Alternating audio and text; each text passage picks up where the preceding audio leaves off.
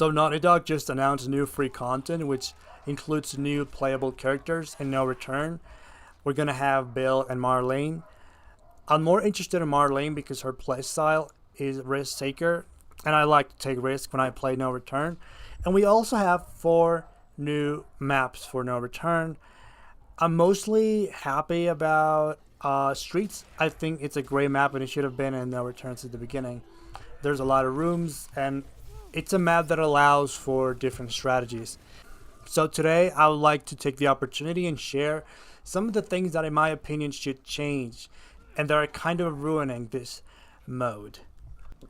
So let's start by talking about small maps. Small maps, or these maps that don't have too much cover, like no rooms, or they can be tied maps too. These maps suck when it comes to fighting the human AI, when it comes to fighting non-infected enemies. It sucks because they easily surround you, and now you're forced to spam throwables behind cover. You're forced to sit behind cover and press R2, spam throwables. If you try anything else, you're pretty much screwed. Even when you don't spam throwables, the combat becomes very restricted and limited.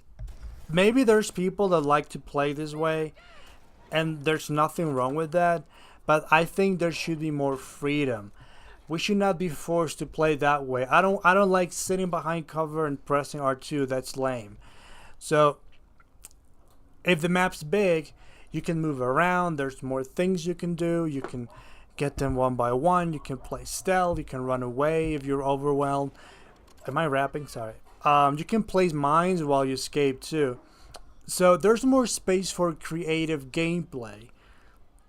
There's more space for creativity, unlike when you're playing a small map. So it's a complete mistake having these small maps and fighting human enemies in these small maps with little cover.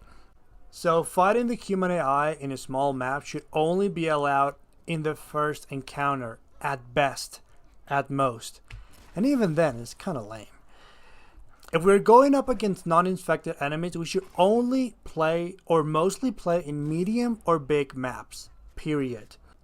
Here's a list of the maps that I'm talking about. I'm not sure about Hardware Store.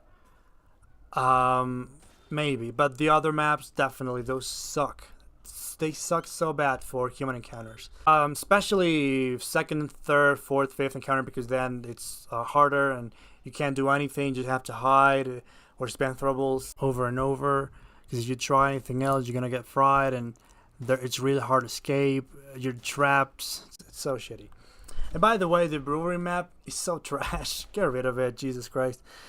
Okay, next, the bow. The bow should be fixed. For God's sake, I want to have Lev as my third main, but I can't play as him because it's really annoying that I can't use the bow. So let me explain. I play with these aim settings, which are slow aim settings. They're objectively the best settings in the game. And since the bow is a lot slower than the other guns, the bow becomes kind of useless because it's really slow. The bow becomes really, really slow. The settings that I use in order to use the bow and, make the bow functional is this. But when I use this, the other guns become useless because they are too the aiming sensitivity in the other guns become too fast. Therefore, by making the bow much slower, you are ruining the experience. This is not an opinion. This is a facto.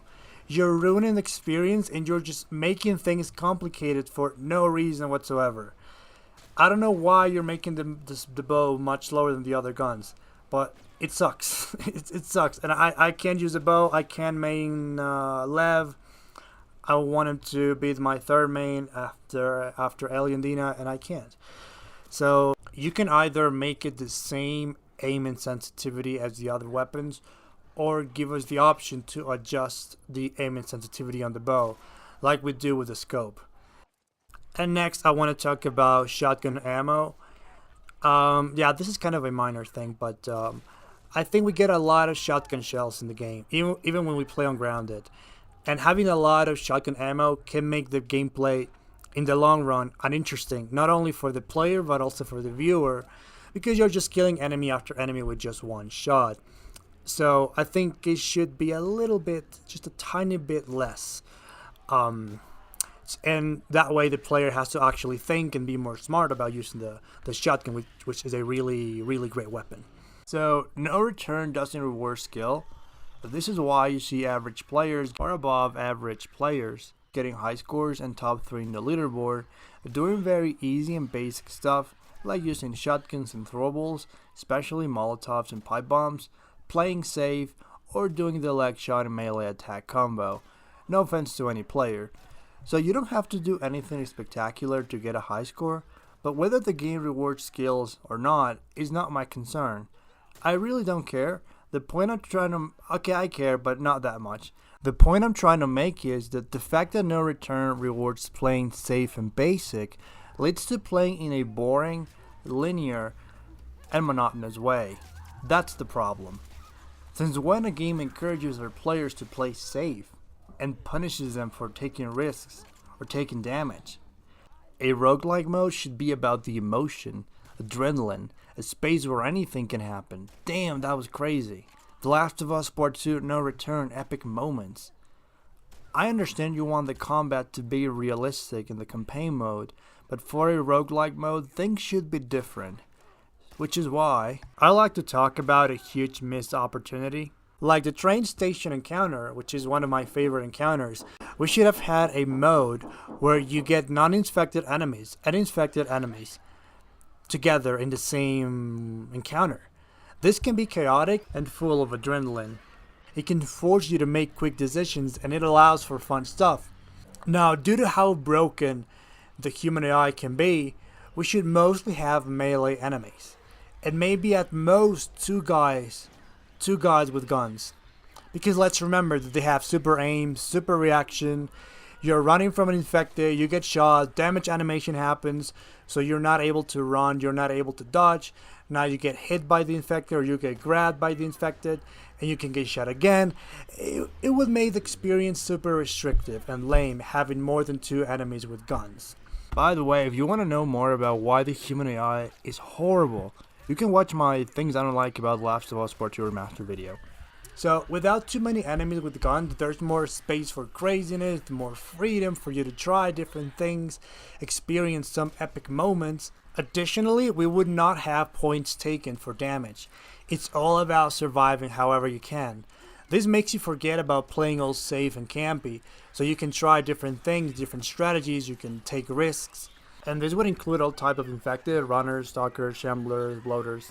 And there should be a lot more infected. I'm talking at least 10 infected out there. Not 4 or 7.